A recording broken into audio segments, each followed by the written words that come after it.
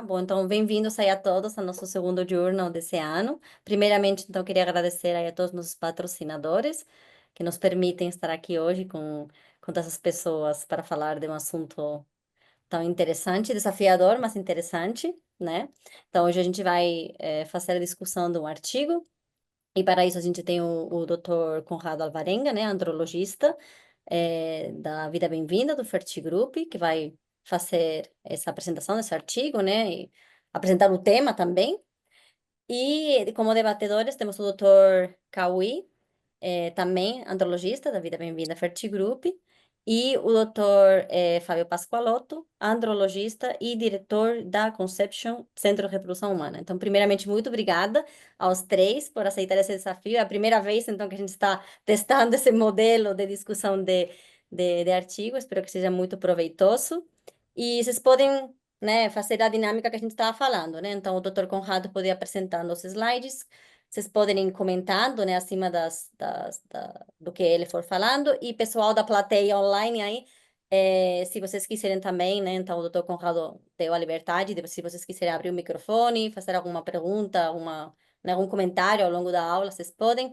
Se vocês são tímidos, vocês podem escrever, que eu vou lendo aí para os doutores, tá? Então, muito obrigada, pessoal. E o doutor Conrado, quando você quiser, você pode, deixa eu interromper o compartilhamento, e você pode compartilhar. Pronto. Tentarei ser o mais dinâmico possível e essa possibilidade do Fábio e do Cauí participarem, eu espero que torne esse momento que a gente vai passar junto mais leve. Então, parabéns, Maitê.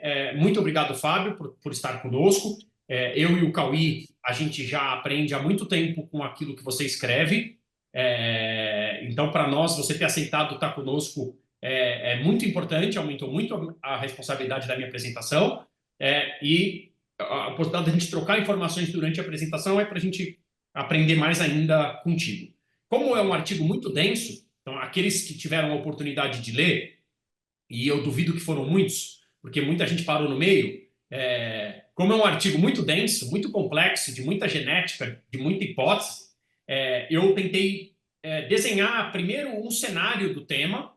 Eu acho que a gente começa a falar sobre esse tema no começo dos anos 2000, de 2000 para cá, e da última década para cá a gente vem falando muito mais sobre o tema da influência paterna nos desfechos reprodutivos.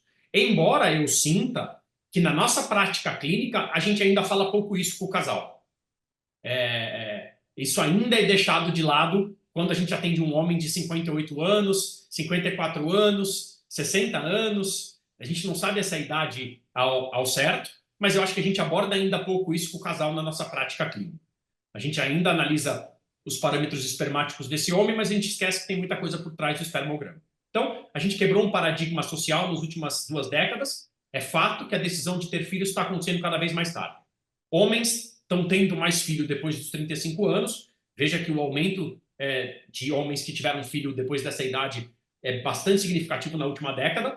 E quase hoje a gente não vê mais homem que tem filho pela primeira vez abaixo dos 30 anos. É óbvio que tem caracteres socioeconômicos aí no meio, mas a gente tem uma queda bastante expressiva de homens que tiveram filhos antes dos 30 anos nas últimas 3 décadas. Então, é um fato, os homens estão tendo filho mais velho. E qual que é o impacto deste fato, dessa mudança de paradigma? A gente sabe que talvez o homem mais velho tenha uma piora de tudo.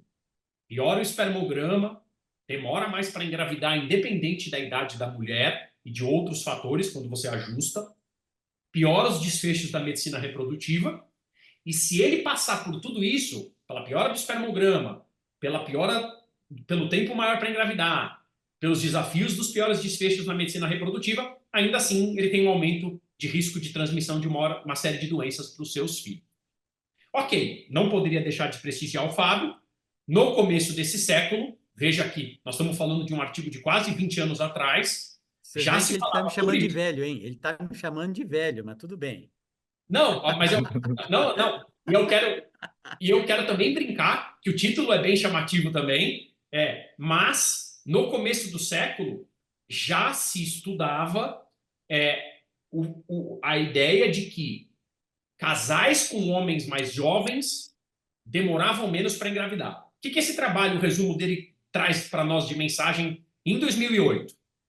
O tempo que um casal demora para engravidar, se esse tempo é superior a 12 meses, se o homem for abaixo de 25 anos de idade versus os homens acima de 35 anos, esse tempo dobrava. Ou seja, independente da idade da mulher, do fator socioeconômico, de todos os outros fatores de risco para subfertilidade ou para infertilidade, se o casal tivesse lá com um homem abaixo de 25, ele demorava, ou ele tinha um risco que era metade da chance de infertilidade quando o casal tinha um homem acima de 35. Então, nós vamos para quase 20 anos desse conceito, e no começo ali se aventava que casais de homens mais novos engravidavam mais rápido do que casais com homens mais velhos. Naquele momento, o Fábio já deixava junto com o Edson a mensagem de que a idade do homem tem que ser levada em consideração, independente de outros fatores, quando você ajustava a idade, frequência da relação, estilo de vida e outros fatores de risco para a subfertilidade. Tá bom.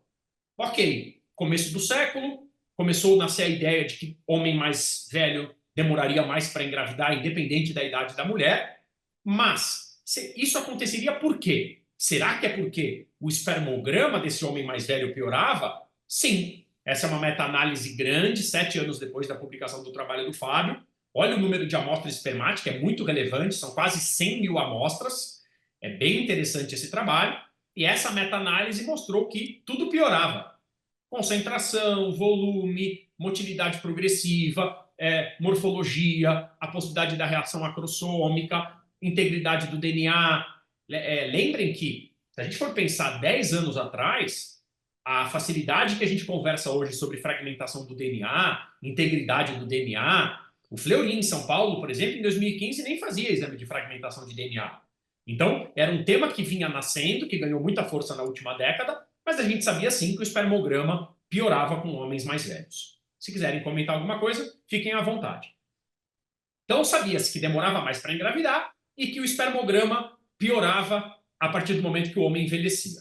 Mas que idade? Até hoje, talvez eu não sei se exista essa idade cravada. A gente tem que ter muito cuidado com esse tipo de cutoff. Será que é o homem acima de 40? Será que é o outro extremo, o homem acima de 55? Talvez, se eu tivesse que pensar na idade que eu mais frequentemente li até hoje, eu acho que é um homem acima de 50 anos de idade. Fábio, você pensa diferente? Cauí? Não, 40 é muito cedo, né? De maneira nenhuma. O que tem alguns dados mostrando que depois dos 45 já começa a diminuir o índice a concentração de células de Sertoli e de Leydig. E parece que homens com mais de 45 anos de idade têm uma probabilidade de ter alteração genética semelhante a uma mulher com mais de 40 anos para ter uma criança com síndrome de Down. Então, 45 já começa, mas 50 acaba tendo a maior parte dos artigos falando sobre 50 anos. Ao menos é o número que eu ponho na minha cabeça. Não sei se para o Cauí é algo diferente disso, mas pelo menos para mim é isso. Tá bom. A minha ideia é simples. Bom, boa noite a todos, viu? Muito obrigado aí, Maite, pelo convite. É um prazer estar junto com o Dr. Conrado, o Dr. Fábio, discutindo um assunto tão importante. E, apesar desse tema ser trazido através de um artigo bem genético, né, molecular, é uma coisa que a gente lida todo dia, porque cada vez mais homens de 40, 45, 50 anos, eles vêm para a gente e eles perguntam assim, doutor, eu sei que a minha esposa, a idade afeta muito, mas então é verdade que no homem não afeta nada? Então a gente precisa mostrar que as coisas não são bem assim. E para mim, né, o que eu vejo, mais do que um cutoff, avaliar 40, 45, a gente tem perfis de pacientes muito diferentes. Pacientes de 50 anos, às vezes com uma rotina de vida mais ativa, com uma alimentação regular. O artigo traz muito conceito para a gente de estresse oxidativo que acaba norteando as principais condutas que a gente tem nesse processo. Então, mais do que um cutoff, eu acho que o paciente de 50 anos, que é um cara ativo, se alimenta bem, aquele de 40, sobrepeso, que é sedentário, então eu evito. Eu coloco que a idade também influencia, mas existem muitos outros fatores que podem influenciar também. Então, eu também acho que não estou nessa linha de cuidado com os cutoffs. Tá bom. Então, nós percebemos que o sêmen, que os casais demoram mais para engravidar com homens mais velhos e que o sêmen piora, mas não só a análise espermática comum, mas também o aumento da frequência de alterações genéticas e epigenéticas no gameta está associado, desde essa meta-análise de 2015, dessa última década, ao envelhecimento paterno. Tá bom. E se engravidar? Quais são os riscos para um filho de um homem mais velho? O que a gente conhece, nas últimas 2 décadas principalmente, de riscos e doenças relacionadas à idade paterna? Isso eu vou passar mais rápido. Isso é o artigo do Aitken de 2023, mas ele é o pano de fundo, aí, é o cenário da nossa discussão de hoje. Então, homens mais velhos têm um risco maior de incidência de autismo nos filhos. O trabalho, um dos mais elegantes, embora seja uma corte, e a corte tem uma série de fragilidades do ponto de vista de evidência, mas é uma corte bem interessante feita em Israel, com quase 132 mil nascidos os filhos de homem com mais de 40 anos tiveram uma incidência de autismo quase 6 vezes maior do que quando comparou aqueles casais que o homem tinha abaixo de 30 anos. Lembrando que quando você faz esse tipo de coorte, você tem que controlar pela idade materna, você tem que controlar pelo status socioeconômico, por uma série de outros fatores. E a idade materna não mostrou associação com o risco de autismo.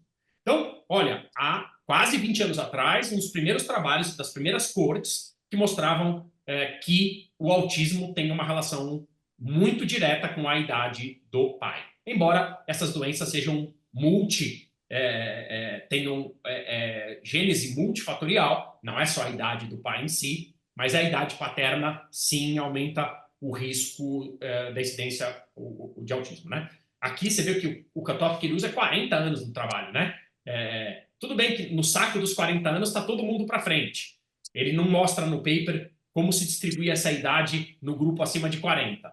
Mas ele coloca mais que 40 e menos que 30. Quase 6 vezes mais é bastante, né? A incidência de autismo, a prevalência e a incidência de autismo mundialmente ela vem aumentando. Discute-se, não é o caso de hoje, se é porque a gente melhorou a acurácia dos testes diagnósticos, dos testes neuropsicológicos para autismo, ou se realmente aumentou a incidência. Mas o fato é que esse último relatório do CDC, a gente já está em 1 para 54 nascidos vivos, e tem um trabalho brasileiro, eu acho que é do Sul, se eu não me engano até, mostrando uma taxa no Brasil até de 1 para 30, que é bastante preocupante, bastante alarmante, e a gente não tem estrutura de cuidados de saúde para esse aumento de prevalência do autismo global. Além do autismo, a segunda, que eu não poderia deixar de citar hoje, condição neuropsiquiátrica, é o aumento das taxas de esquizofrenia, e temos trabalhos antigos já mostrando que pais mais velhos têm aumento de risco de filhos com esquizofrenia. Na bipolaridade, essa relação não é tão clara, mas tem uma série de outros distúrbios neuropsiquiátricos relacionados à idade paterna. Esse é um trabalho bastante elegante também da Nature, que tenta explicar por que essas doenças neuropsiquiátricas são mais frequentes nos pais mais velhos. Por quê? Quanto mais velho o pai, maior a frequência de da transmissão de mutações de novo para os filhos. Esse estudo na Islândia, embora o número de famílias seja pequeno, eles estudaram 78 famílias, as mutações de novo nos filhos, ou seja, para tentar entender para quem não está habituado com essa linguagem, eles foram analisar os filhos e detectaram mutações que não eram presentes no pai nem na mãe, que é a definição de mutação de novo. Mas você consegue entender de onde essa mutação veio. E a origem da mutação da fonte paterna foi 4 vezes superior à fonte materna.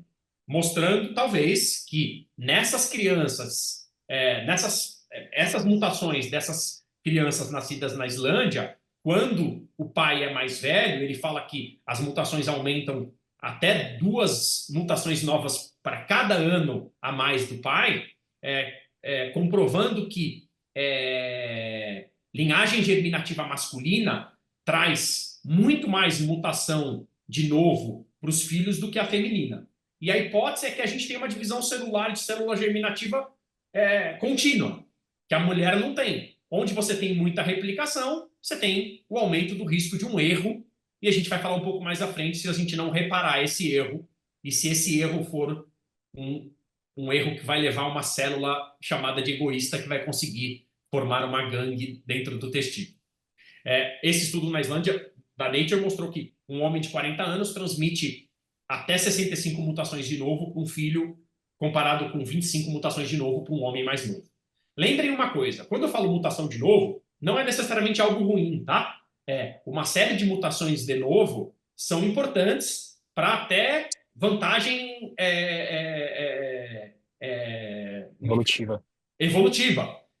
E a grande maioria dessas mutações de novo não vão passar pelo processo de apoptose, não vão conseguir vencer o processo de apoptose, e essas células vão ser mortas. Agora, a mutação de novo é algo muito forte quando você vai explicar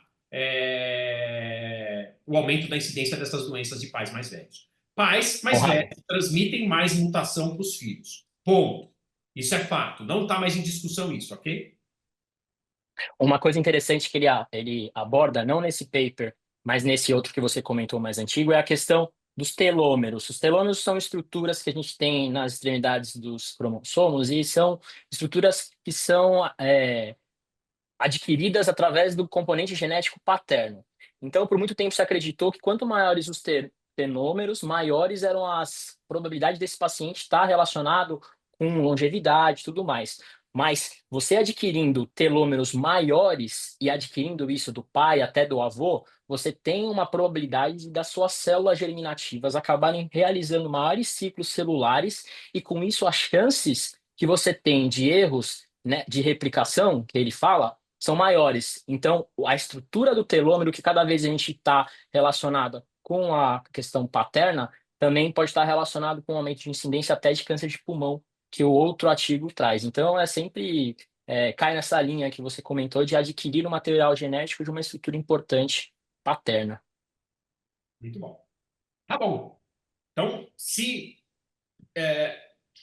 a prole de um homem mais velho está sujeita a uma série de aumento de risco de algumas doenças neuropsiquiátricas, e na medicina reprodutiva em si, será que o homem mais velho também tem uma associação com desfechos piores? E aqui eu também não poderia deixar de citar um grupo da Fertility, que estudou os principais desfechos de medicina reprodutiva relacionados à idade paterna, mostrando que a cada ano de aumento na idade do pai, a gente tem piora de taxa de blastulação, qualidade do blastocisto, taxa de implantação, gravidez, aumento do risco de aborto, piora da taxa de nascidos vivos. Então, na medicina reprodutiva, também já é bem estudado que aquele casal que fez FIV com um homem mais velho tem piores desfechos.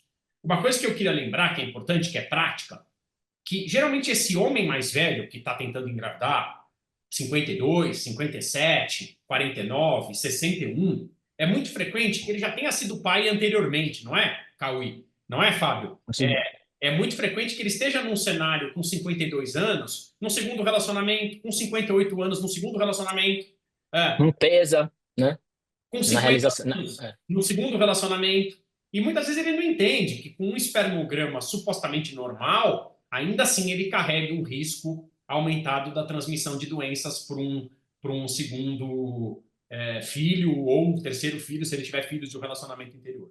Tá? Isso precisa ser conversado na consulta, né? Tudo bem, eu tenho um filho de 14 anos que tá ótimo, é atleta de handball, então eu não vou ter problema para ter um segundo filho num segundo relacionamento, por exemplo. Porque é comum que esses homens que a gente atende, que a gente chama de supostamente idade paterna avançada, eles já tenham vindo de outros relacionamentos. Mas é mais ou menos, desculpa interromper, é mais ou menos semelhante à história da mulher e achar que tem 40 anos de idade, ela faz exercício, está magra, está bonita, os exames estão normais e vai dar tudo certo.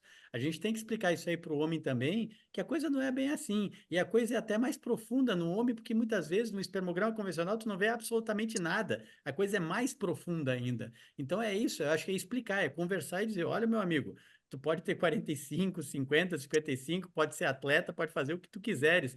Queira ou não queira, teu espermatozoide pode carregar algumas alterações devido à tua idade. Ponto final. A gente tem que conversar isso aí. Eu acho interessante esse ponto que está lançando, porque é muito semelhante à mulher. A mulher a gente fala, mas o homem a gente não fala. Tem que falar, ele tem que entender isso aí, né?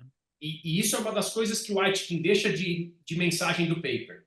Uma das angústias do Aitken será que no futuro a gente com esse homem, com um espermograma supostamente normal, e não necessariamente uma fragmentação alta, será que a gente vai conseguir encontrar marcadores pro gameta masculino que vão achar essas mutações, esse aumento de risco de mutações de novo?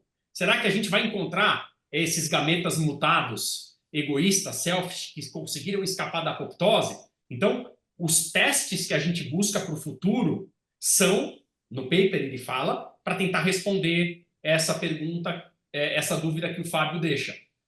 Espermograma não diz nada, análises, testes para avaliar epigenética. O Cauí falou de um fator epigenético, que não está mudando o DNA, mas a gente não tem esses testes na prática clínica no homem mais velho. Ok? Então, o que o Fábio disse está no artigo de discussão de hoje. A gente precisa de testes mais específicos que possam nos dar a ideia de risco de análise do gameta desse homem mais velho. Okay? Tá bom. Então, tá bom. Então, por que tudo isso acontece?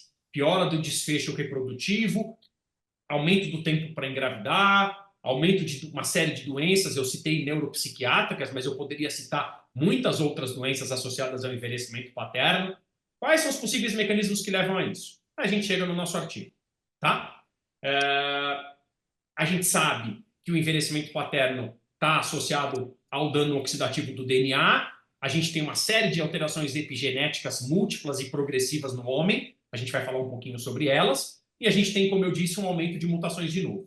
Mas isso daqui, esses 3 itens, aumento do dano oxidativo, alterações epigenéticas, aumento das mutações de novo, e a repercussão clínica disso, o alongamento dos telômeros, o Cauí disse, ele aborda muito mais nesse artigo dele de 2 anos atrás, que é também um título chamativo, né? Radical Road to Ring. Tipo, ele fala, cara, olha o título, né? Como chama. Mas é um artigo que eu recomendo para quem está acompanhando a gente hoje, que pare para ler num momento mais calmo. A gente faz um journal para discutir esse artigo de 2 anos atrás. Não é o foco do artigo de hoje, que é muito mais denso. O artigo de hoje... A gente tá falando tanto desse artigo porque no segundo parágrafo do artigo de hoje ele fala, eu não vou discutir o que eu já discuti há 2 anos Exatamente. atrás. Aí fala, opa, então deixa eu ler lá o outro artigo antes de continuar esse artigo. Por isso que acho que a gente está fazendo esses 2 artigos, né? O artigo anterior, que é esse, talvez ele seja a base de entendimento para você depois entrar nesse profundo. Tá? O de 2023 é mais legal, hein? Me desculpe, Edson, se você estiver online, mas esse de 2025 é mais chato, hein? Parei, tive que ler, não lembrava nada o que era tirosina quinase, via do PTEN, mas a gente vai chegar lá já já, tá? Então, esse daqui é o de 2023, que é a base de quando ele resume tudo, que também é uma mini revisão. O artigo de hoje ele vai mais a fundo.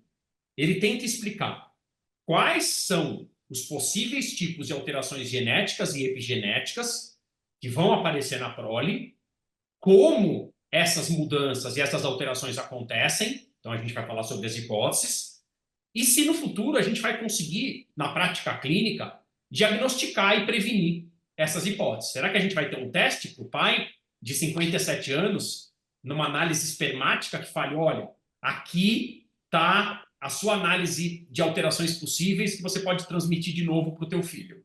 Hoje a gente não tem. Então, o resumo do artigo é isso daqui, para vocês entenderem. A idade aumenta o dano oxidativo, assim como fatores ambientais. Uma coisa que ele fala legal no artigo de 2023 é que um homem obeso, com intolerância à insulina, que fuma um pouquinho, que consome um pouquinho de álcool, etc., esse dano, quanto mais tempo sobre ele, é muito maior. Então, se ele ficou mais 15 anos a mais com maus hábitos, ele tem uma agressão celular muito maior do que ele tinha quando ele tinha 32, se for comparar com quando ele tem 57. Então, a gente não pode desprezar os danos ambientais, mas a idade somada a possíveis danos ambientais vai levar ao estresse oxidativo e ao dano ao DNA. E aí é a elegância do artigo, vem a parte legal. Se você tem dano ao DNA genético ou epigenético, quais seriam as 2 formas, as 2 hipóteses mais importantes que poderiam justificar escapar do processo de reparo e de morte celular programada? Uma delas é a A, que a gente vai falar, que é a hipótese do selfish, o egoísta, e a outra é a B. A A vai acontecer nos estágios mais primordiais da espermatogênese. E a B não. A D, você já escapou da morte celular programada, você conseguiu fertilizar o óvulo, mas mesmo assim você vai ter um embrião alterado no final.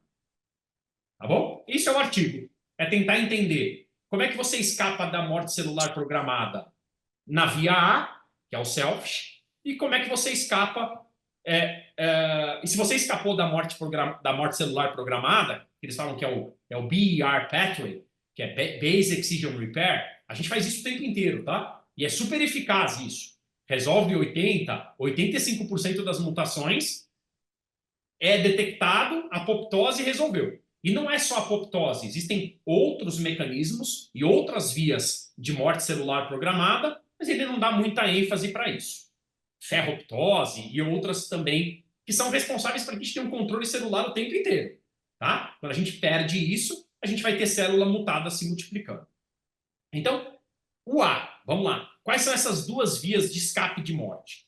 O A é o selfish. Não é uma via nova, tá, gente? A gente já fala da via selfish há mais de 10 anos, principalmente no pathway, na via de sinalização celular da tirosina quinase ou do RAS, que é uma via que controla a proliferação celular. Então, não é nenhuma novidade falar sobre isso. Há 10 anos, a gente já tem artigos muito interessantes sobre esse tema, e esse eu acho que é um esquema muito importante para entender. Muito fácil. Tá? Não está no artigo do Aitken isso. Mas é um esquema que é intuitivo.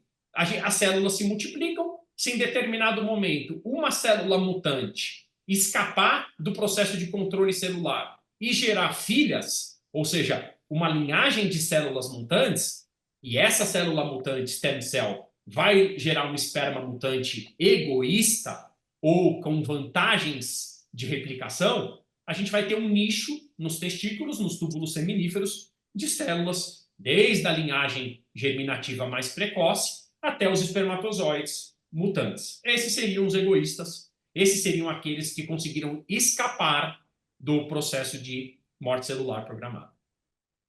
Comentar alguma coisa? Intuitivo, né?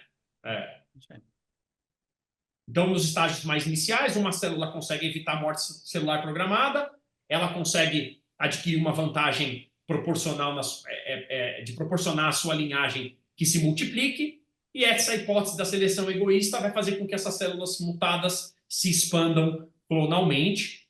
Essa hipótese ou teoria já tem mais de 10 anos, ela é de 2012. Será que no futuro... Os mecanismos que ele comenta, né, ele até compara com mecanismos oncogênicos. Então, essa mutação que te dá uma vantagem evolutiva, porque você vai ter uma maior possibilidade de escapar de todos os mecanismos responsáveis pelo processo de apoptose, são mecanismos que as células oncológicas também utilizam para se expandir, né? Então, ele até compara esse mecanismo com alguns outros genes proto-oncogenes, e que quando você acaba tendo uma mutação específica nesses genes, você acaba ganhando uma seleção de uma capacidade de replicação tão grande que aí você acaba não a competição fica desleal, né? Essas células acabam se expandindo bem mais que as outras. Então é como se fosse essa mutação que está no pai acaba sendo como o mesmo racional biológico da mutação oncológica também. E aí vem o termo selfish.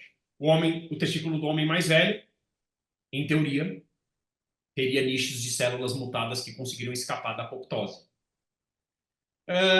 Falar do selfish é tentar entender principalmente a via de sinalização da tirosina quinase, que é a RAS. Tá? É, como eu disse, uma via de sinalização. O receptor de tirosina quinase está fora da célula, é uma via de replicação. Quando você tem mutação nessa via, você tem condições genéticas que são muito raras. Essas que eu citei são dominantes e raras. E se você tem erros de replicação, principalmente nessa via, mutação nessa via, você tem as doenças que a gente chama de rasopatias. Aí vem o Aitken elucubrando, tentando viajar na hipótese. Que ele fala, bom, tudo bem, essas condições genéticas são raras, são doenças que não são frequentes, mas será que mutações mais leves nessa via, que não vão levar a condições genéticas dominantes como essa, a Aperto-Cruzon, achondroplasia, hipocondroplasia, será que mutações mais leves poderiam justificar a transmissão de células mutantes e o aumento de risco de doenças? Essa via, como eu disse, ela é super importante. Ela regula a proliferação das células, ela controla o ciclo, ela é envolvida no metabolismo celular, ela é envolvida na morte celular programada. E quando você tem um erro nessa via, um erro do tipo selfish, conseguir mutar e multiplicar, você tem as rasopatias. Só que as rasopatias explicam doenças que eu disse acima que são muito raras. Elas não conseguem explicar os distúrbios neuropsiquiátricos que eu citei. Será que esse tipo de mutação selfish, de proliferação, de vantagem evolutiva, poderia ser expandido para outras vias de sinalização? E aí, como o Cauê disse, a via do gene do PTEN é um gene supressor tumoral, né? Será que mutações leves nessa outra via, que não seja a via RAS, poderia justificar a transmissão e o aumento de risco de doença para os filhos de homens mais velhos? Vocês vão ver que a partir de agora é um monte de ponto de interrogação e poucas certezas. Essa é uma outra via muito importante na regulação, na multiplicação e na sobrevivência celular. E o Cauê, como disse, não só no câncer, mas em doenças como a neurofibromatose, está totalmente descontrolada e a pessoa tem, na neurofibromatose, por exemplo, a multiplicação de uma série de nichos na pele, epiderme e derme, que não deveriam se multiplicar daquela maneira, mas, como foram egoístas, conseguiram vencer e se multiplicar.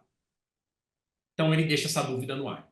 A segunda hipótese, depois que ele escapou da apoptose lá nas fases iniciais, a segunda hipótese é da conivência do ósseo, ou do conluio, que também é plausível, mas você não tem validação experimental nenhuma dela, que seria o fato do espermatozoide danificado, quando ele consegue fertilizar um óvulo conivente, esse óvulo não conseguiria fazer o reparo desse dano.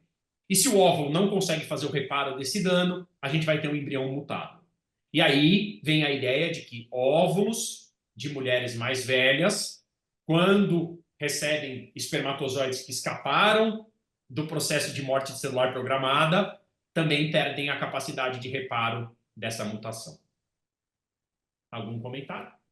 Que não deixa de fazer muito sentido essa via, né? Tanto é que tem dados na literatura colocando que homens com mais de 45 anos, quando eles engravidam mulheres com mais de 40 anos, o índice de alteração genética tipo síndrome de Down aumenta ainda mais em 1/3 quando comparado a homens com menos de 40 engravidando mulheres com 40 anos ou mais. Ou seja, a idade paterna leva mais um fator, principalmente se o óvulo não conseguir reparar esse dano. Então, eu acho bem interessante essa ideia, porque para mim isso aí faz todo sentido, absolutamente todo sentido, baseado nas porcentagens que a gente vê diariamente. A gente vê isso aí todo dia no consultório, né? Então, eu acho que faz bastante sentido esse lado do óvulo não ser tão bom, o espermatozoide já ser meio capenga, e aí sim a gente começa a ter maiores problemas. Já o outro lado, pensando só sobre a teoria selfish, o egoísta, espermatozoide, egoístão lá, eu já acho que aí a gente tem que tentar imaginar alguma coisa a mais. Mas essa é outra teoria, eu acho que faz bem sentido. Será que o futuro vai nos mostrar que, por exemplo, um homem de 48 anos com uma fragmentação de DNA elevada e uma esposa de 29 e engravidam? Será que o desfecho seria diferente se a esposa tivesse 39? Não só a fragmentação, mas talvez o futuro nos mostre com maior solidez essa diferença de capacidade de reparo. O Sandro Esteves gosta de falar muito sobre isso, até no último Congresso Europeu na Itália, no penúltimo, a empresa que produz o Zymote tem um trabalho elegante também, que mostra quando a fragmentação é alta na esposa mais nova e quando a fragmentação do marido é alta na esposa mais velha. Esse é um trabalho bem elegante, é um piloto, mas talvez o futuro nos mostre isso e comprove essa teoria que para o Fábio faz mais sentido do que a teoria do espermatozoide egoísta. E aí ele volta, sai da genética e volta para aquilo que talvez seja o cerne de tudo isso. O envelhecimento do gameta do homem acontece pelo estresse oxidativo como principal personagem. É envelhecimento e ambiente aumentando o estresse oxidativo. E aí ele deixa como dúvida, como a gente vai lidar com isso? Qual vai ser o possível papel dos antioxidantes? Quem vai se beneficiar? A partir de que idade? Qual dose? Para quem estaria indicado? Quais seriam as possíveis terapias para isso? Será que a gente vai conseguir ter um teste diagnóstico para identificar o espermatozoide com alto potencial mutagênico? Não temos. Ou os embriões com mutações de novo. No nosso. Eu acho que a Larissa comentou isso, né, Cauí? Não sei se a Larissa está aí, mas eu não tenho certeza, me corrijam. Mas parece estar prestes a lançar um teste que consiga identificar só as mutações de novo embrionárias. Não sei se é a progênesis ou a Maitê me corrige se eu estiver falando besteira, Não, é isso mesmo. Tem testes mas de amplificação do genoma global, né? Que aí você consegue detectar até as mutações de novo que num PGTA normal, obviamente, não, a gente não é consegue isso. detectar. Então a gente caminha para isso, no embrião, não no esperma. E será que o futuro aí ele já viaja mais à frente? Será que a gente vai conseguir proteger essas células que sofreram estresse oxidativo e se mutaram com peptídeos que possam corrigir o dano oxidativo? Não sei, isso é uma viagem. E é interessante, tá? Aí uma crítica ao artigo. Quando você vai buscar nessa referência dele, para quando ele fala sobre o futuro das terapias intratesticulares, esse trabalho do Fraser não fala nada sobre isso. Tá? Mas ok, tudo bem, pode ter um equívoco. E hoje a gente fala com esse homem sobre isso, a gente conscientiza esse homem, a gente orienta ele preservar a fertilidade mais novo. Não, eu acho que a gente fala pouco sobre idade paterna avançada e piores desfechos. A gente ainda tem uma barreira cultural e uma barreira de penetração na visão do homem sobre isso, quando ele apresenta para a gente um espermograma normal e ele tem 53 anos de idade e ele está no segundo relacionamento e tem um filho de 14 do primeiro. Ainda hoje é muito difícil convencê-lo de que a idade com aquele espermograma normal está associada a desfechos negativos. Obrigado. Foram 40 minutos, eu queria que fosse isso, para que não seja cansativo. E agora a gente abre para discussão. O Eu que queria... pode falar, doutor Por favor. Fábio, desculpa. Não, fica à vontade. Eu acho que as principais mensagens que o artigo traz, né, tendo em vista que a gente já tem bem constatado essa alteração e temos essas mutações na prole de pacientes mais velhos, como que a gente teoriza em cima de um sistema de reparo que é tão importante e tão funcional, porque as células germinativas e todo esse processo de apoptose que o Dr. Conrado bem explicou, elas conseguem reparar cerca de 80 a 90% de todas as células alteradas ali na espermatogênese. Então, dentro de um mecanismo super importante, como que a gente consegue ver que pacientes que têm uma idade mais avançada têm filhos com acondroplastia, com síndromes relacionados também às doenças neurodegenerativas? Então, como? Então, ele traz todos esses dois mecanismos. Um aqui o Dr. Conrado brilhantemente explicou, do self, de ter mutações que afetam, que dão uma vantagem evolutiva, e aí ele também acaba destrinchando outras possibilidades, né? O estresse oxidativo, alterações epigenéticas, até a questão das nanopartículas como uma tentativa de tratar isso. Mas é um assunto que ainda a gente está começando a cada vez mais ter no nosso consultório, né, pacientes com idade mais avançada, e com certeza precisa estar, a literatura médica precisa se reforçar em relação a esses dados, né?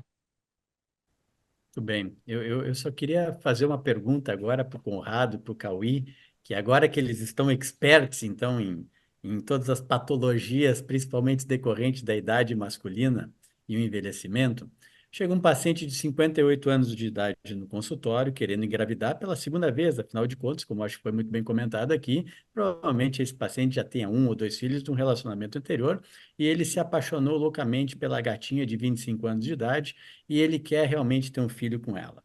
O que que vocês propõem? E segundo questionamento, mais importante, o rapaz chega no consultório com 45 anos de idade, ele recém se separou, não está pensando em ter filhos, e ele foi falar sobre câncer de próstata, ele foi falar porque ele tem medo, foi fazer o exame de toque, alguma coisa. Vocês abordam a possibilidade dele ter um novo filho, congelar sêmen? O que que vocês, digamos, a partir de agora, vocês fariam em virtude de todo esse conhecimento e tudo isso que vocês nos ensinaram hoje aqui? O que que vocês fariam? Quer começar ou eu começo? Ah, posso começar se eu tiver alguma coisa, se eu não concordo, você comenta. Eu acho que em relação ao câncer de próstata, eu acho que precisa ser uma conversa também bem atuante. Com certeza, um paciente que está programando operar, a gente fala, nunca se sabe, né? Como o primeiro caso acabou se apaixonando por uma companheira mais nova. Então, sim, eu sempre abordo a saúde global do homem, estão relacionados, né? As mesmas coisas que às vezes o paciente pergunta, como que eu tenho essa prevenção ao câncer de próstata? É a medida do estilo de vida, hábitos saudáveis, e estão relacionadas também com a qualidade do sêmen, eventualmente, se ele quiser. Então, eu sempre abordo, né? E ainda mais, o que eu gosto de comentar é que quando tem esse paciente de 45 anos que vem, eu gosto de falar assim, ó, a gente tem dois planos. Tem o plano que a gente vai ter um filho e tem um plano para você aproveitar esse filho que você vai ter. Porque quando seu filho tiver 30 anos, na idade mais auge da vida dele, provavelmente, o senhor vai ter 70 anos. Como que o senhor quer ser um pai de 70 anos? É um pai que vai precisar de cuidados do filho ou que você vai querer aproveitar toda essa vida que esse filho acabou, que a gente está investindo agora, né? Então, eu costumo abordar essas duas questões. A primeira pergunta era um paciente de 55 anos, né, doutor Fábio, que se apaixonou. Isso aí, 55, 58, vai casar de novo. O que que vocês fazem para tentar? Vocês conversam sobre os riscos para a prole, vocês falam, aventam a possibilidade, que na minha cabeça é meio absurda, mas independente tem que falar hoje em dia, de pensar usar até semi-doador devido a possibilidades maiores de alterações devido à idade paterna. O que que vocês fazem? Eu acho que eu faço uma meia-culpa, que eu ainda sou bem relapso com isso na minha prática. Não é automático para mim conversar sobre isso com um homem, Fábio. Quando eu chamo de relapso, eu acho que para a primeira pergunta, a gente já tem, nós, aqui, eu e o Caí estamos juntos na mesma clínica, nós já somos permissivos com quase fragmentação de DNA de rotina. Então, esse indivíduo de 58 vai fazer fragmentação de DNA espermático. E se a fragmentação de DNA for normal, eu assumo que hoje eu ainda sou relapso na entrada de discussão desse tema de riscos. Não é automático para mim hoje ainda falar, olha, a sua fragmentação é boa, pode engravidar sua nova esposa, ou natural, ou por FIV. E se fosse para FIV, sugiro analisar o embrião só pela idade paterna, por exemplo. Tá? Uhum. Eu ainda te respondo que não é automático para mim essa conversa. Agora, a segunda etapa, o segundo exemplo, rotina, 45 anos, separado, nem sabe se vai começar um novo relacionamento, etc. Eu também te digo que eu também sou relapso nessa discussão. Não vem automático para mim conversar sobre esse tema com esse homem, tá? Diferente se ele for fazer vasectomia, diferente se ele estiver começando um novo relacionamento, e aí ele for discutir se a análise de fertilidade, mas assim, com esse de 55, com a segunda esposa, eu acho que eu ainda converso muito pouco sobre esse tema. Já assumo aqui publicamente que eu deveria conversar mais sobre esse tema e não sei para onde essa conversa levaria.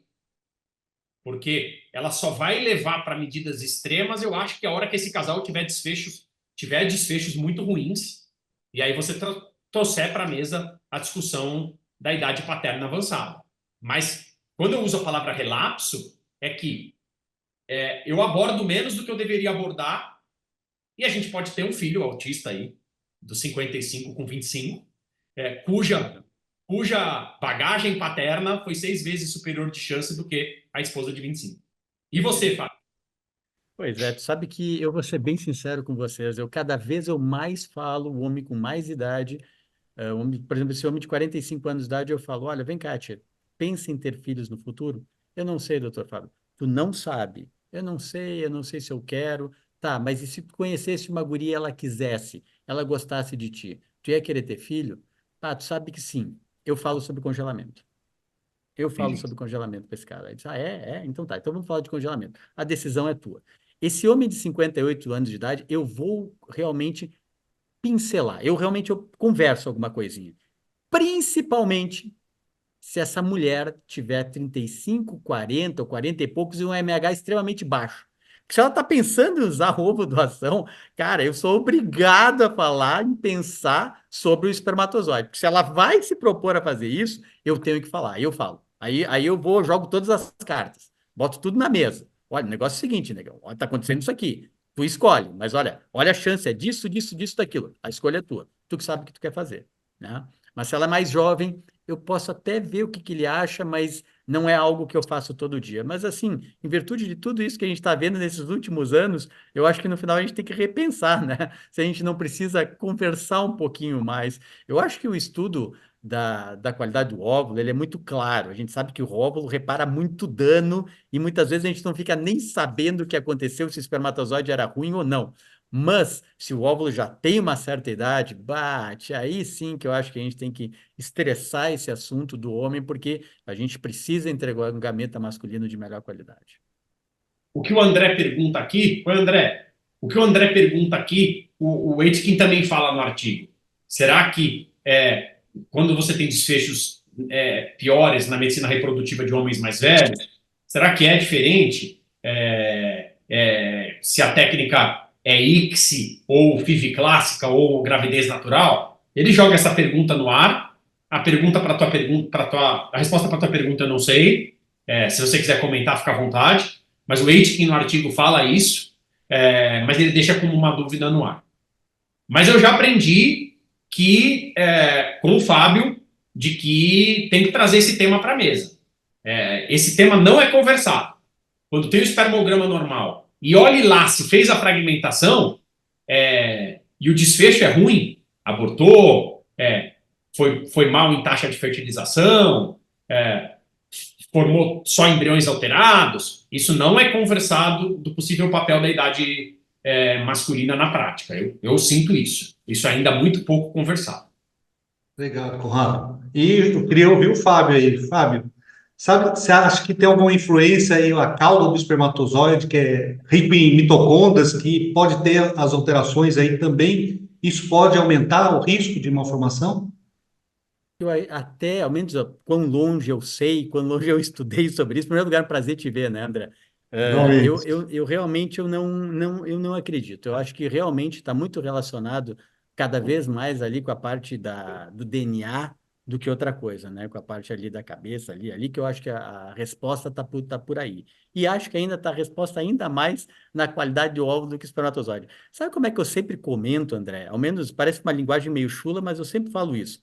O espermatozoide é a bola e o óvulo é o centroavante de um time de futebol.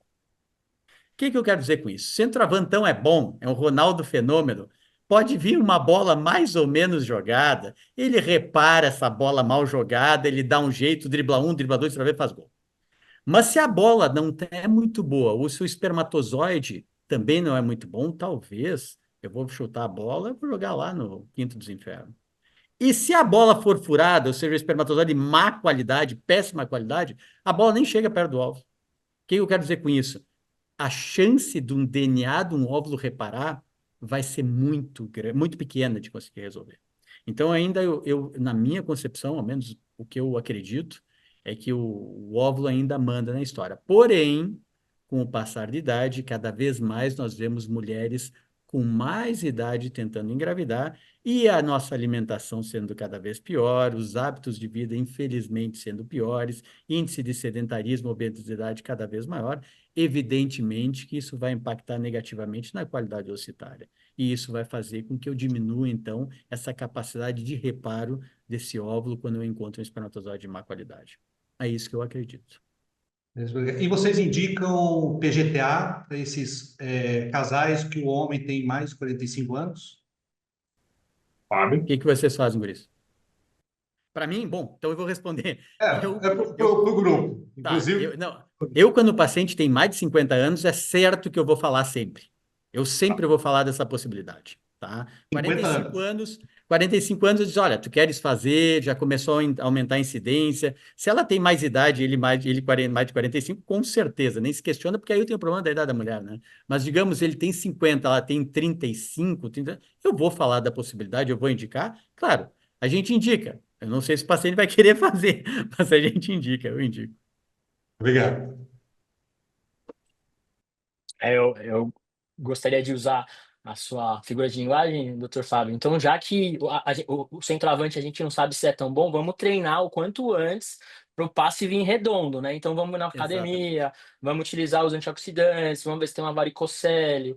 Então, a gente não sabe como esse centroavante está. Então, a parte masculina é que o passe chegue redondo lá para a gente ter o gol. Não, eu acho que todos os olhos, vamos ser bem sinceros, pessoal, acho que todo mundo vai concordar aqui. Os olhos estão todos voltados para o espermatozoide.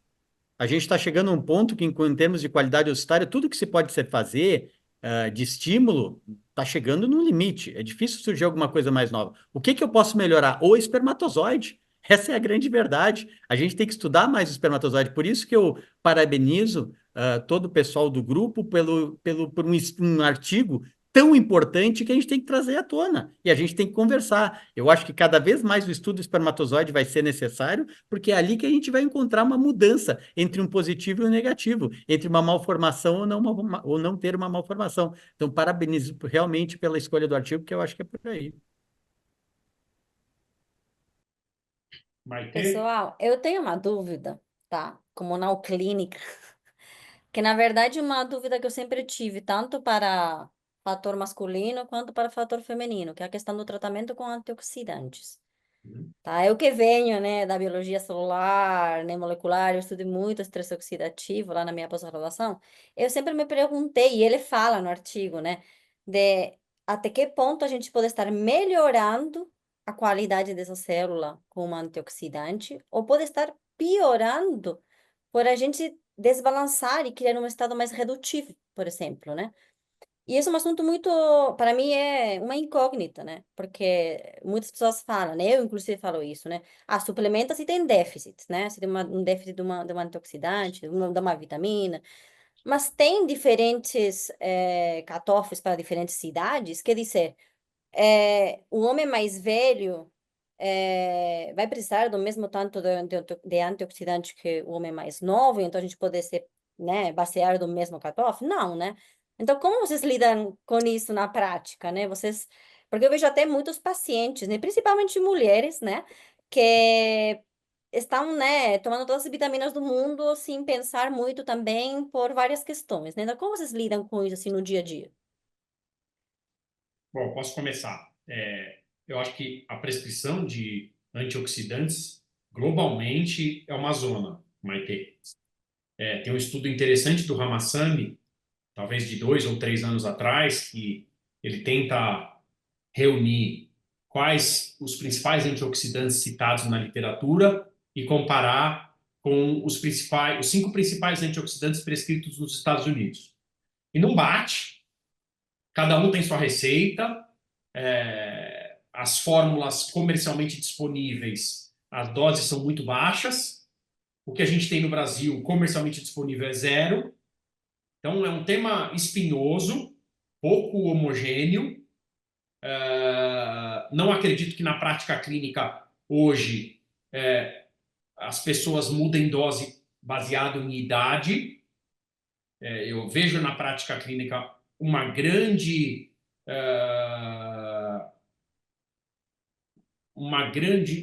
tronco de árvore meio que uniforme do que se usa, mas cada grupo para um galho de dose e de preferências. O Ramassami comprova isso no artigo dele. Mas essa é uma das grandes dúvidas que o Aitken deixa no paper. Para quem? Que dose? Começa quando? E qual o possível efeito? E os possíveis riscos de você usar demais. E as pessoas não têm essa percepção do risco de usar demais, né? Eu estou renovando lá aquilo que você me mandou usar e a gente está tentando engravidar 11 meses. Pô, mas você está usando há 11 meses? Enfim, eu acho que é uma coxa de retalhos falar sobre antioxidante e se for tentar diferenciar antioxidante para homem mais velho, aí é uma confusão maior ainda. É, exato, porque eu acredito que não seja a mesma necessidade biológica, né? Porque a gente sabe que em todos os parâmetros da saúde, o estresse oxidativo ao longo da idade, o aumento, é um dos maiores vilões, né, do envelhecimento, né? Então, obviamente, uma pessoa de 20 anos não vai precisar de um antioxidante na mesma quantidade que uma pessoa mais velha, né? E eu vejo muito, assim, até, né, pacientes, né, falando, mal não vai fazer, vou tomar. Não, pode fazer mal. Será que não? Né? Quem fala que não, né? Então, assim, eu acho que é um assunto que não tem, né, resposta, mas que tem que começar a ser discutido até na própria consulta, né? Porque eu vejo muitas pacientes, né? Não pacientes, pacientes do dia a dia, amigos, familiares, enfim, né? Se inundando aí de antioxidantes, porque mal não vai fazer e vou tomar porque já estou mais velha, né? Estou sentindo aí umas dores diferentes, né? Vou dar uma renovada aí nas células, né? Então é interessante que ele toca nisso, né? Eu Mas acho que dentro do que o doutor Fábio falou, que é, tá todo mundo olhando o espermatozoide, acho que a grande questão é o estresse oxidativo, né? Que basicamente todas as alterações a gente pode culminar com o estresse oxidativo que foi feito por diversos fatores. Então, acho que as grandes questões é o que dar, qual antioxidante que dar, porque é difícil fazer um estudo clínico randomizado, porque os pacientes têm perfis diferentes, as doses são diferentes dos principais estudos que disponíveis. Às vezes tem estudos que usaram uma medicação junto com outra, outra. Então, é muito difícil ter um nível de evidência bom em relação a esse tema, mas como que a gente quantifica isso? Tem alguns testes não tão disponíveis ainda no Brasil para tentar ver o potencial de oxirredução do sêmen, mas ainda não chegou muito na nossa prática, né? Então, concordo com o Dr. Conrado, é uma dificuldade bem grande, a gente geralmente passa os principais componentes que a gente vê na estrutura do espermatozoide, mas em relação à idade, quanto que você vai dar, a gente concorda que tem uma discrepância, mas a gente tem essa dificuldade, sim, no dia a dia. E só para finalizar essa história, é tão complicada. Esses dias eu tive um paciente que ele estava gastando R$ 3.000 de antioxidantes mensalmente, prescrito por uma nutricionista. Muito bem. E aí eu conversei com ele, olha, eu tô olhando a quantidade de coisa que tu tá usando aqui, eu acho que tu tá mais oxidado do que outra coisa aqui. Então todo oxidante em excesso, todo antioxidante em excesso vira oxidante. Eu acho que tu tá ferrado, acho que é muita coisa. E aí, qual foi a explicação que ele me deu? Eu disse, olha, provavelmente, doutor Fábio, o senhor não deve ser uma pessoa que deve estar estudando muito sobre fragmentação de DNA. E isso aqui deve ser uma coisa boa, isso aqui é muito bom para melhorar o DNA do espermatozoide. Então eu vou continuar usando. Bom, então tá, meu amigo. Se tu acha melhor isso, se ela te convenceu dessa maneira, se a medicina integrativa está levando para ti essa ideia, parabéns, continue assim, porque I rest my case, não tenho o que falar, né? Então é muito complicado, porque as pessoas já vêm com aquele conceito, vou tomar antioxidante, vai fazer bem para mim. E aí, como é que a gente às vezes tem coisas assim, no meu ponto de vista, estapafúrdias, que não precisam, né? Mas a gente não sabe, essa é a verdade. Agora, falando sério, a gente não sabe qual é a dose, a gente não sabe quanto vai ser absorvido, quanto que a gente precisa, a gente não sabe. Essa é a grande verdade. E a gente acaba tendo uma ideia, eu acho que o Cauê falou muito certo, e eu também penso assim, onde é que cada antioxidante pode agir a nível de espermatozoide? Bah, será que está faltando um pouco em termos de motilidade? O que que eu posso fazer para melhorar a motilidade? Eu acho que muitas vezes a gente acaba utilizando dessa maneira, mas a gente não pode esquecer que é totalmente diferente de um homem sedentário para um homem não sedentário, para um homem que tem uma alimentação saudável, para aquele outro que só come cheeseburger e cheetos e batata frita, é totalmente diferente para aquele que é jovem e aquele com mais idade. É totalmente diferente, né?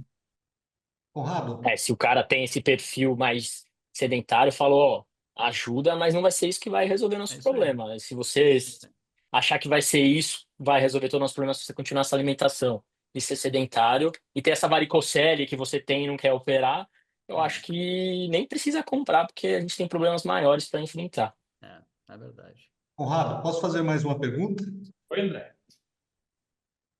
Quando que vocês indicam obter espermatozoides do testículo ou do ejaculado?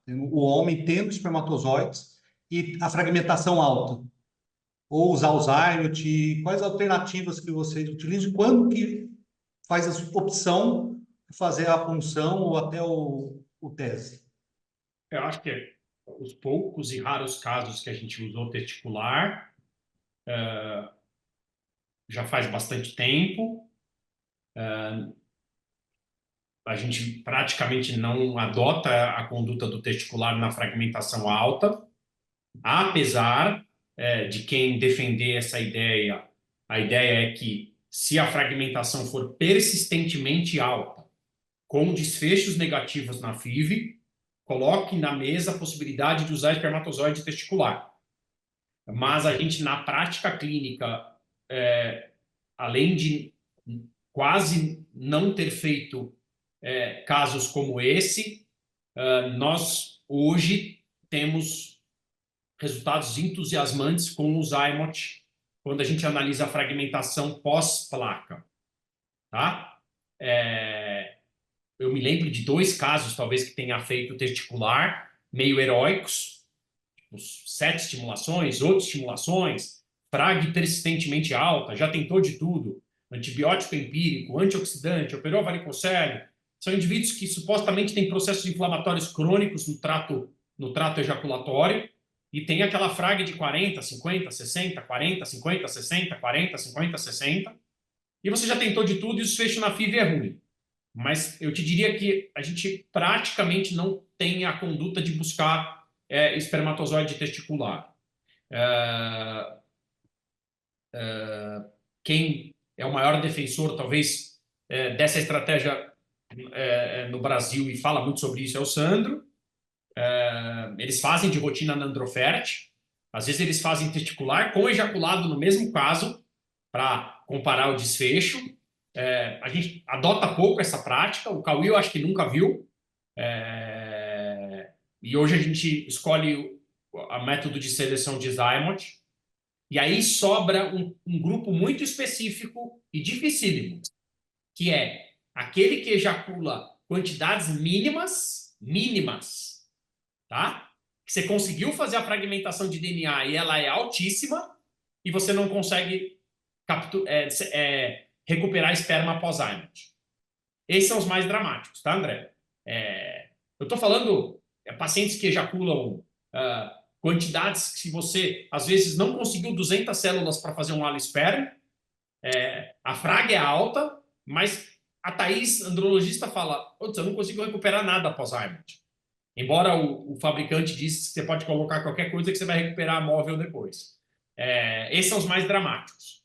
Mas a gente adota praticamente, eu não lembro dos últimos casos, faz muitos anos, de ter buscado o testicular para homem com frag alta. Não sei se o Fábio tem como rotina, nesses casos dramáticos, o captar testicular. Eu falo pelo Cauê também, porque a gente faz tudo junto. Acho que só para exemplificar, depois que eu passei um tempo lá na Universidade de Miami com o Ramasamy, a gente até estava discutindo um caso. Eu mandei um caso de um paciente de 35 anos que era muito atleta, ele tinha um estilo de vida muito bem regular, alimentação, ele seguia tudo certinho, estilo de vida em relação ao exercício. Era um paciente muito bem dessa parte. E ele mantinha índice de fragmentações alto. E ele já tinha realizado uma FIV que não tinha dado certo. Aí eu peguei esse caso aqui do Brasil, comentei lá com o Dr. Ramassan, e ele falou: usa testicular e também usa metade de testicular e metade de ejaculação. Usa os espermatozoides dessas 2 possibilidades. A gente acabou fazendo aqui no Brasil, a gente usou o Zyme e acabou indo super bem. Mas só para falar que eu acho que pode ter também uma diferença cultural, que aqui a gente tende a ser um pouco menos invasivo, né? Porque se o paciente ejacula, só tem essa alteração, a gente conseguiu já melhorar tudo, acho que é difícil, né? Fazer uma agressão testicular, por mais que seja uma agressão pequena, mas a gente não sabe como que vai evoluir no futuro, como a fibrose, alterar a taxa de testosterona. Então, só para exemplificar que talvez esteja essa diferença de escolas também. Pelo jeito, eu sou um pouco mais agressivo que vocês em São Paulo. Mas assim, ó, na verdade, eu espero estar respondendo essa pergunta em 2 anos. Eu estou fazendo um estudo que todo paciente que tem fragmentação elevada, e agora estou dividindo entre fragmentação elevada acima de 40, acima de 50, acima de 60, eu tenho feito tanto Zymot no mesmo paciente, quanto punção testicular. Tá? E aí eu acompanho os blastocistos, e aí a gente transfere, como a gente transfere um só, a gente sabe de onde que veio aquele blastocisto. A gente não avaliou, não parou para avaliar. A impressão que eu tenho é muito preliminar, que eu acho que o Zymit é melhor. Mas, em todo caso, eu não tenho essa resposta ainda, a gente vai ter que aumentar o N, mas esta é a impressão que eu tenho. Zymote está indo melhor. É. A gente, às vezes, André, a gente mostra, a gente faz uma de São Tomé mesmo e eu peço o exame, fragmentação pós-Zymote. E aí a Thaís faz o Zymote e depois o que ela recolhe pós-Zymote, a gente faz a frag. Os números o Cauê pode falar, né? É 1% de frag, 2% de frag, 3% de Super bem. frag. É impressionante, tá? Mas os mais dramáticos é quando você não consegue usar o Zymote, e a gente vê isso na prática também, que são os mais graves. E o maior entusiasta disso que faz de rotina na prática clínica e fala abertamente é o Sandro. Eles fazem na Androfert isso de rotina. Vamos esperar o estudo do Fábio.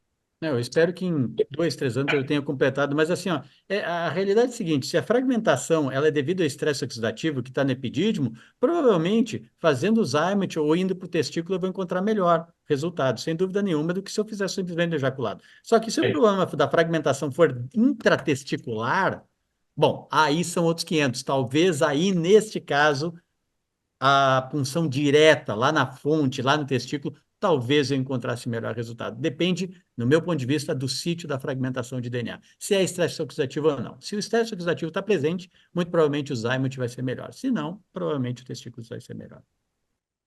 Eu gosto sempre de falar também sobre ejaculação seriada para esses pacientes, para não deixar perder nada, né? Então, antes de fazer o próximo espermograma, faz um dia de ejaculação para renovar o quanto a amostra disponível. Então, às vezes tem resultados muito bons, de 30 acaba caindo para 16, 15. Então, é uma técnica bem barata, né? Não tem custo nenhum, mas acaba tendo resultados bons. E aí, pode usar o Zymote em relação a isso também, né? Então, acabo lembrando disso e a gente às vezes esquece. O grande problema é Obrigado. se for um rapaz novinho, de 60 e poucos anos, que tem que pedir para ele coletar um dia e no dia seguinte fazer, não levanta nem a pau, nem com banda de música. Vai ser um problema aí. Esse é o grande problema. Tu já dá um tadalafil para ele, ó, já toma essa Já, porcaria já, pro dia seguinte, já senão não trata vai dar dois certo. problemas numa vez só. É. Mais alguma pergunta, pessoal? A Martina que é a andrologista da Huntington, se não me engano. Ela também fala que eles só usam testicular em último caso, que se há espermatozoide no ejaculado, eles usam do ejaculado. O Beto de lá é também bastante entusiasta dos métodos de seleção espermático para o microfluídico, né? Então, o Beto já fala isso há muitos anos. Hoje a gente chama de Zymote, né? Nós estamos muito empolgados com o Zymote. Então, e é barato, E é fácil, né? O andrologista adora, fácil, né? e comercialmente, na prática, a gente praticamente não repassa esse custo com grande margem para o paciente, porque é uma coisa que o custo é baixo, a gente vai usar, a gente cobra o uso da placa, mas o paciente entende, fala, não, é ok, e nos casos mais dramáticos, a gente até faz uma fragmentação pós-Zymote, para comprovar ali a eficácia da plaquinha microfluídica, né? É isso. Ó, o Bussato falou qual o tempo indicado para melhora dos resultados com short ejaculation. Lá na Vida Bem-vinda, a gente não deixa passar de 36 horas o tempo de abstinência para coleta para FIV. E quando você quer fazer estamos analisando só o homem, por exemplo, ejaculação seriada, ejacula com 48, ejacula com 24, faz o exame. Mas para a FIV em si, as meninas sempre batem muito na tecla de não ter abstinência muito longa. Porque às vezes o homem esquece, né? Então, no dia do último ultrassom da esposa, esse período de 35, 36 horas é quando o marido tem que gozar. Isso já é uma coisa bem, bem sedimentada. A gente não deixa a abstinência ficar muito longa. Conrado, não é que o homem esquece, a mulher faz ele esquecer, não é isso. Tem trabalhos grandes já mostrando que a ejaculação seriada e a abstinência não mudam nada os desfechos. Tem trabalhos grandes, assim, mostrando já isso. Mas isso evita que aquele cara que ejaculou 9 dias atrás, né? Que foi desapercebido lá e ejaculou 9 dias atrás. Isso aí cria talvez esse tipo de homem, né? Mais uma vez, obrigado, Cauí, obrigado, Fábio. Eu que A gente agradeço. A gente teve um grupo grande, essa hora da noite, passar de 40 pessoas ao vivo é um grupo grande para uma discussão tão técnica Sim. e profunda, que vai em direção ao que o Fábio falou. A gente conseguir analisar um gameta que tem turnover, você consegue analisar se melhorou, se piorou, é mais fácil do que analisar um gameta que não tem turnover, né? Então, o gameta masculino cada vez mais está sendo discutido na prática clínica e muito mais do ginecologista que faz reprodução. É isso. É menos estudado, sendo que é mais fácil de ser estudado. É isso. Então, são essas discussões, né, que vão aí, né, fazer que as pessoas se animem, né, a fazer mais estudos a respeito do fator masculino, né. Pessoal, muito obrigada, então, de novo. Obrigada, doutor Conrado, doutor Cauê, doutor Fábio, pela excelente discussão, né? Sempre que a gente traz aí um assunto de fator masculino, é sempre muito bem aceito, né? Dá para ver que as pessoas estão querendo discutir mais sobre isso, então a gente vai tentar sempre trazer mais assuntos a respeito. Muito obrigada, então, de novo. Boa noite, gente. Boa noite e bom descanso. Boa Boa noite. Tchau, tchau. noite. Obrigado. Obrigado, Tchau, viu? tchau. Tchau, Obrigado. Boa tchau. Tchau, noite. tchau.